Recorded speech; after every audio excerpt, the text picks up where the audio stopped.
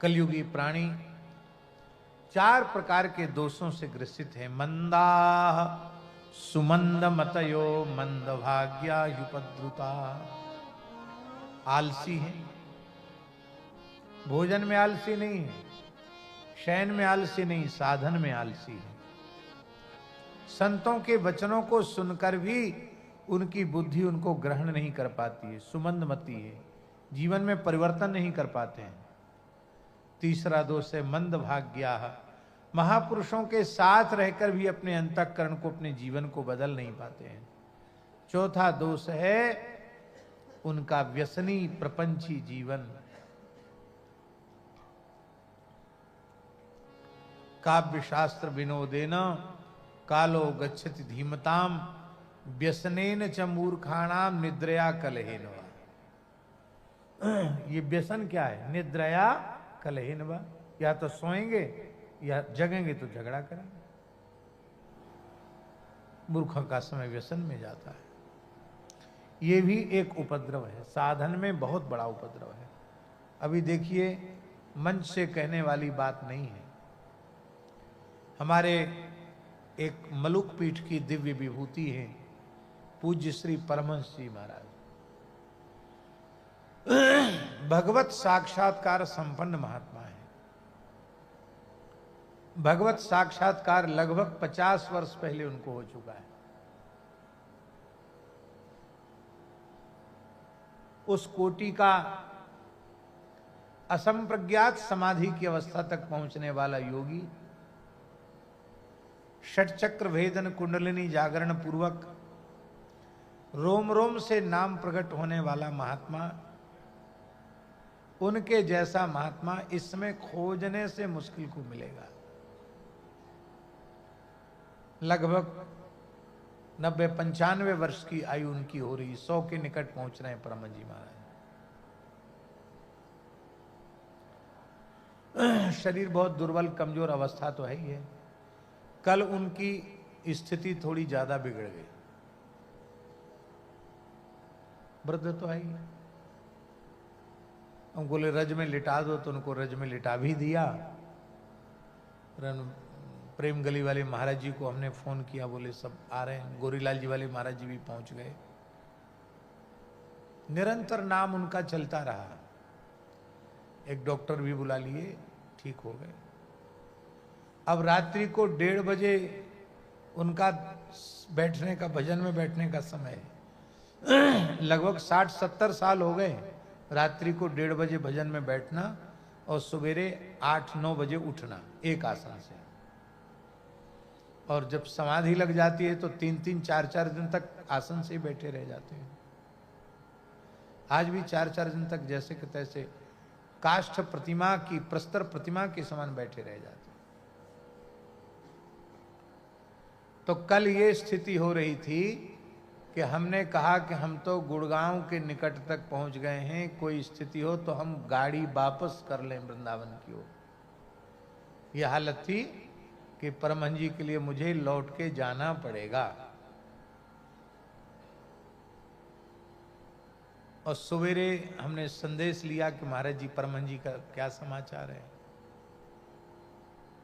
तो बताया कि महाराज जी तो बस रात्रि को थोड़ी देर बाद वो बीमारी के नाटक, ठीक 1:30 बजे नहीं, स्नान ध्यान करके फिर भजन में बैठ गए।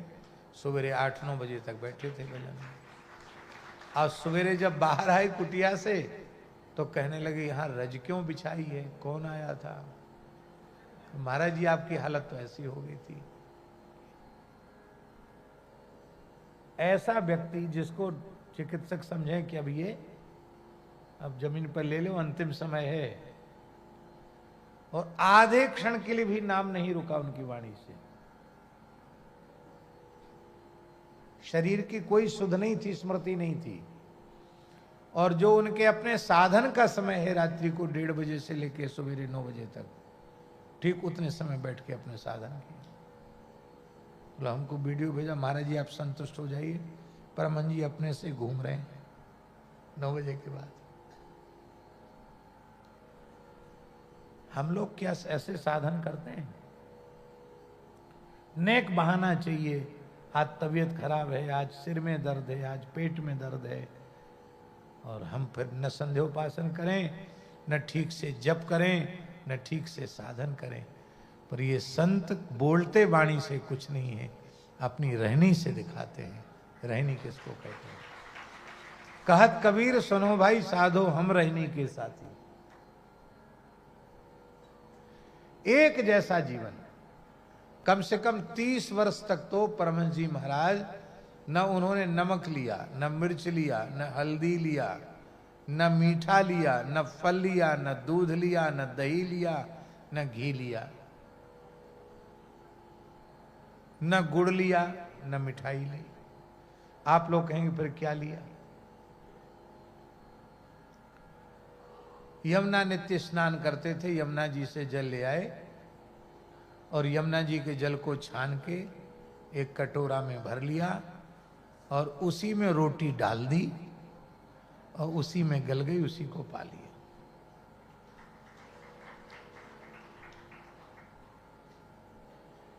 एकादशी के दिन खाली शकरकंदी या आलू वो उनको मिल गए, वो पा लिया।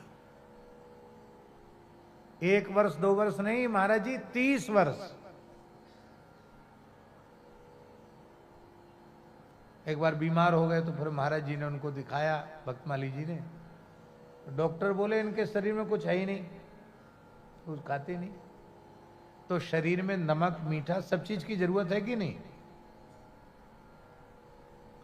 डॉक्टरों ने कहा ये नहीं खाएंगे तो उनका शरीर नहीं चलेगा, तो शरीर में कुछ है ही नहीं। फिर महाराज जी ने कहा परमहंस जी अब राम जी का जो प्रसाद मिले वो पाओ, मेरी आज्ञा है। तब से परमहंस जी ने थोड़ा थोड़ा पाना शुरू कर दिया।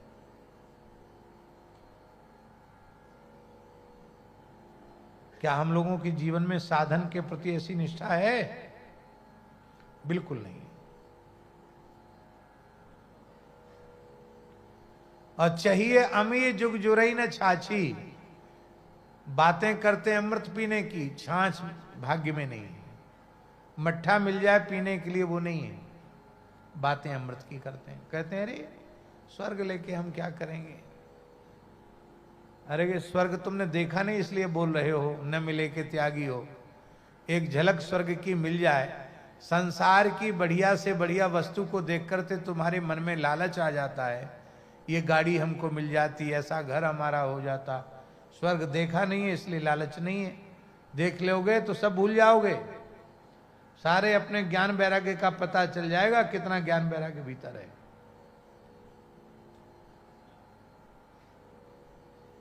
सब पता चल जाएगा।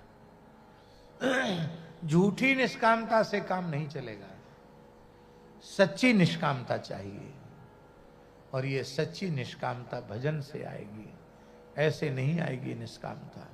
बोलो भक्तवत्सल भगवान की। तो कलयुग के दोषों को देख करके नारद जी बड़े दुखी हो गए, वृंदावन में आए और वृंदावन में बड़ी शांति मिली। आज भी वृंदावन में बड़ी शांति है, बड़ा आनंद है वृंदावन में। वहां भी एक दृश्य उन्होंने देखा, ज्ञानगुदरी में एक देवी रत्न सिंहासन पर बैठी है, 2 वृद्ध सामने पड़े हुए हैं, ऊर्ध्व श्वास प्रश्वास ले रहे हैं, अनेक देवियां सेवा में उपस्थित हैं। नारद जी ने पहले तो सोचा कोई कथा कीर्तन हो रहा होगा, निकट गए तो देखा कोई संसारी दृश्य है, रोना गाना चल रहा है, कोई मरने वाला है या मर गया है, उसके लिए रुदन हो रहा है। नारद जी आगे बढ़े तो उस देवी ने कहा, भोवो साधो क्षणम तिष्ठो मत चिंता मग्नाशयो। हे महात्मन एक क्षण ठहरिए, मेरी चिंता को दूर कीजिए। आपका दर्शन संपूर्ण पापों को नष्ट करने वाला। दर्शनम तब लोकस्य सर्वथाग हरम परम। लोकस्य अघहरम सर्वथाग हरम परम। सारे संसार के पाप को दूर करने वाला है। अब शास्त्री जी यहां एक प्रश्न है, संसार के पाप को दूर करने वाला है, पर भक्ति महारानी कह रही कि आप एक क्षण रुकिए, क्योंकि आपका दर्शन सबके पाप को दूर करता है। इसका आशय क्या है? सर्वलोकस्य सर्वथा अघम, संपूर्ण संसार के अग को नष्ट करता, मेरे भी अग को नष्ट करो। तो भक्ति में क्या अग हो गया? बड़ी ऊंची बात है ये, ध्यान से सुनने योग्य बात है। भक्ति तो साक्षात भगवान की प्रियतमा है, सर्व दोषघ्नी है भक्ति। जो भक्ति संपूर्ण दोषों को नष्ट कर देने वाली है, उस भक्ति में दोष अघ कैसे हो सकते हैं? दंभी पुरुष, पाखंडी पुरुष, लोभी लालची पुरुष जब अपने स्वार्थ की पूर्ति के लिए भक्ति का आश्रय लेते हैं तो भक्ति को पापयुक्त बना देते हैं। वह भक्ति भी नारद जी के जैसे संत के दर्शन से निष्पाप होती है। अरे भाई, केवल संसार संत के दर्शन से निष्पाप नहीं होता, दंभी पुरुष भक्ति को भी पापयुक्त बना देते हैं। वो भक्ति महारानी नारद जी जैसे संत का दर्शन करके पाप मुक्त हो गई, दुख मुक्त हो गई, ऐसा अनुभव करते हैं। नारद जी को परिचय दिया कि मैं भक्ति हूं, ये मेरे पुत्र ज्ञान वैराग्य हैं और ये गंगा आदि नदियां मेरी सेवा में उपस्थित हैं। नारद जी ने भक्ति के कष्ट की निवृत्ति के लिए ज्ञान वैराग्य को मूर्छा से जगाने के लिए बहुत प्रयत्न किया, लेकिन सफलता नहीं मिली। वेद वेदांत का उद्घोष किया, गीता पाठ किया, ब्रह्म सूत्र को सुनाया, फिर भी नहीं मूर्छा दूर हुई। अंत में आकाशवाणी हुई, नारद जी तुम्हारा उद्यम सफल होगा, तुम सत्कर्म का अनुष्ठान करो।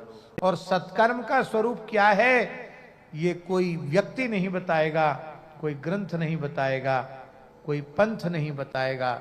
सत्कर्म का स्वरूप क्या है? बोले तत्ते कर्मा विधास्यन्ति साधवः साधुभूषणः। साधुता ही जन का आभूषण है। वे बतावेंगे संत कि सत्कर्म का स्वरूप क्या है। इसका आशय यह है कि आपने अपनी बुद्धि से जिसका निश्चय किया है वो सत्कर्म नहीं है।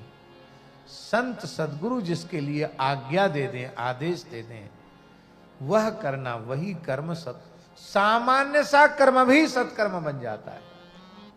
और संत सद्गुरु का आदेश न हो तो सत्कर्म भी सत्कर्म नहीं रहता। इसके लिए हमको एक ही उदाहरण समझ में आता है। आपको बहुत जोर प्यास लगी है, बहुत जोर प्यास लगी है, आप सौभाग्य से समुद्र के किनारे टहल रहे हैं, आपको इतनी जोर की प्यास लगी कि तालू सूख रहा है एकदम। क्या समुद्र का पानी पीकर प्यास बुझा सकते हो?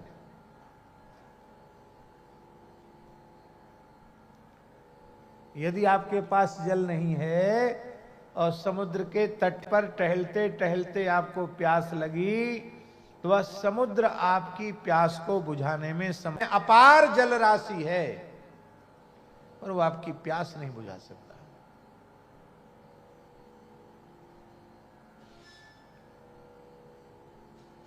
समुद्र के जल से प्यास नहीं बुझेगी। तब कैसे बुझेगी? मेघ के जल से प्यास बुझेगी। बादलों से जो जल बरसता है वही नदियों में आता है, वही कुएं में बोरिंग करने से वही जल निकलता है। ऊपर से बरसे नहीं तो नीचे से निकलेगा क्या? तो मूल में जो जल हम व्यवहार करते हैं वो मेघ का ही जल है, वर्षा का जल है। अच्छा, बादलों में जल कहां से आता है? बोलो। समुद्र से। मानसून समुद्र से उठते हैं।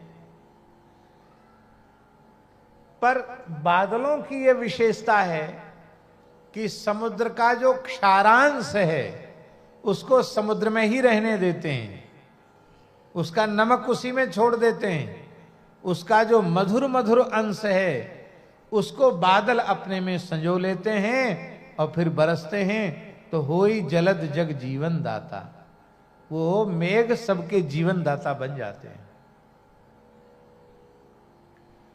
इसी प्रकार से वेदादि शास्त्र जो है ना, वेदादि शास्त्र खारे समुद्र के समान है और ये संत बादलों के समान हैं।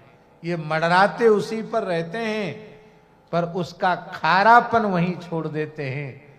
उसका मधुर अंश अपने में संजो लेते हैं और जब बरसते हैं तो सबको जीवन प्राप्त होता है। कथा से नया जीवन मिलता है। जैसा समुद्र में पानी है वैसा ही बादल लेकर बरसने लग जाएं तो कोई बिल्डिंग नहीं रहेगी। खारे पानी से सब सृष्टि गल जाएगी, पेड़ पौधे गल जाएंगे, बिना प्रलय के प्रलय हो जाएगी। इसलिए संत ही बताएंगे सत्कर्म क्या है। दूसरी एक बड़ी सूक्ष्म बात है,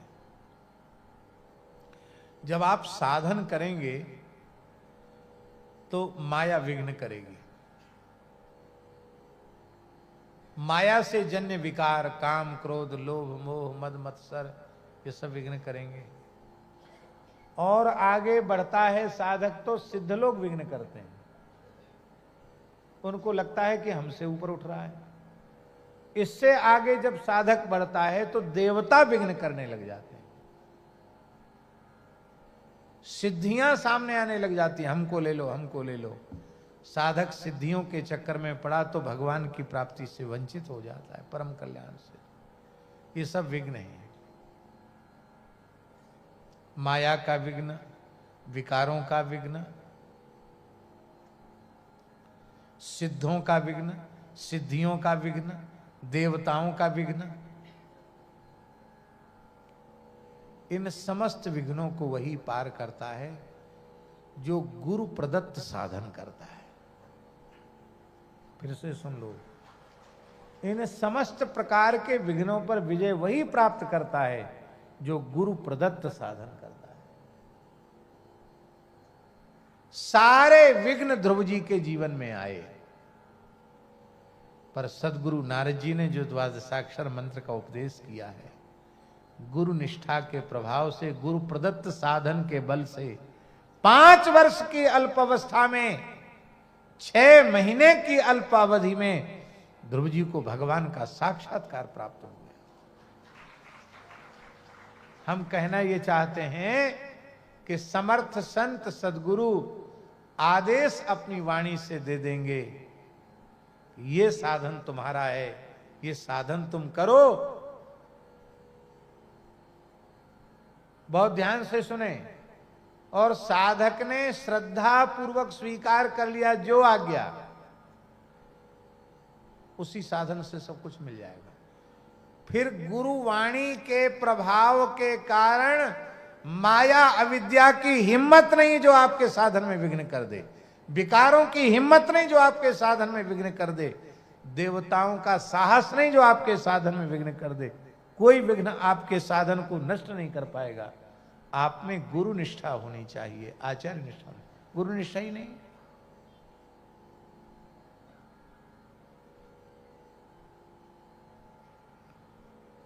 भटक रहे हैं, कभी यहां कभी वहां कभी वहां।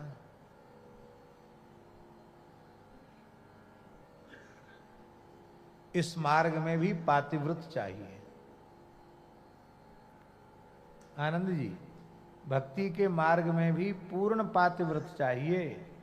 इष्ट के प्रति, गुरु के प्रति, साधन के प्रति पूरा पातिव्रत चाहिए।